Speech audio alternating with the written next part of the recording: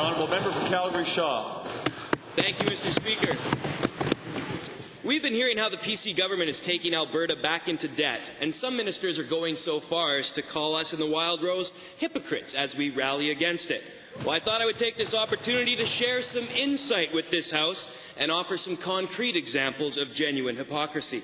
The first is a direct quote from Hansard, which I will table, and it goes like this. I'm sad to say most provinces in this country, and in fact most jurisdictions in North America, operate under is this sort of deficit finance.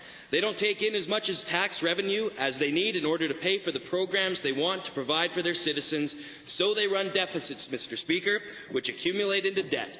That's, quite frankly, undertaxation, and it's just another tax. Only it's not a tax on the people who are working and functioning today in society. It's a tax on the next generation because they'll be the ones who pay for it.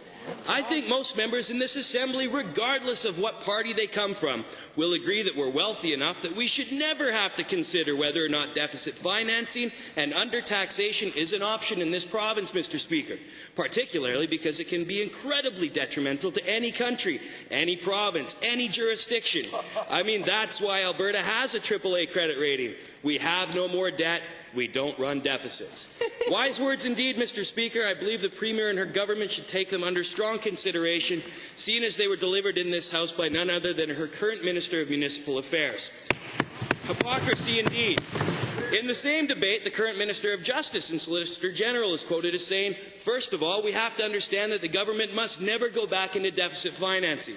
Two members who used to stand for fiscal conservative principles now openly berate the opposition for taking the same positions on debt and deficit financing that they had held just a few short years ago.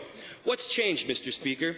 Outside of cabinet appointments for the aforementioned members, I and my party would suggest nothing at all. Hear, hear.